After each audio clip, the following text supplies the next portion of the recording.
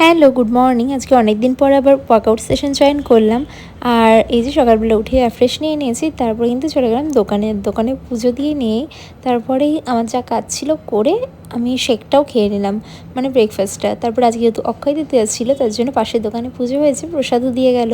দুপুরবেলা বাড়ি ফিরে খেয়েছিলাম এখানে আলুর চোখা, আলু ভেন্ডি ভাজা, এটা টক ডাল, মাটন ছিল আর সাথে টক দই। আর বিকালবেলা দোকানে গিয়ে খেয়েছিলাম এই লাভ বাইটটা। তারপরে হালখাতা ছিল, তো এই যে একটা হচ্ছে এটা সোনার উপর দোকানে লাড্ডু দিয়েছে।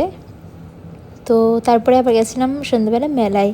আর মেলায় গিয়ে প্রথমে ঘুগনি খেয়ে নিলাম, আর তারপরে একটু ঘুরতে শুরু করলাম। আর এই দোকানে এত সুন্দর সুন্দর মূর্তি সব খুব সুন্দর লাগছিলো, তাই তোমাদের সঙ্গে একটু শেয়ার করলাম।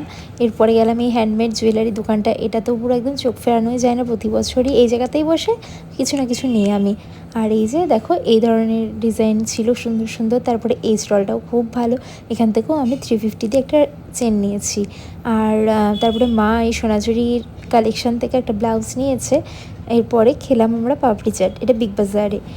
যাই হোক, মেলায় আরও কিছু কেনাকাটা করে খাওয়া দাওয়া করার জন্য এরপরে কিন্তু মা আর আমি চলে গেছিলাম। মা বলল মেলায় অনেক দিন বসে খাওয়া হয় না, সে ছোটোবেলায় খাওয়া হতো বাবা থাকতে, তো ধোসা খাবে বললো, তাই মশলা ধোসা অর্ডার করেছিলাম। একটা ভালোই ছিল, মেলাতেও কিন্তু বেশ ভালো ছিল। আর এই রেস্টুরেন্টটা বেশ বড় করেছে, এখানেই খেলাম। 80 টাকা নিয়েছিল। তারপরে একটা লস্যি নিয়েছি, মা বললো খাবে না, মা এখানে ব্যাগ দেখছিল। আর তারপরে লাস্টে তোমরা শুধু দেখো এই রাইডটা কেমন চড়ছিল সবাই।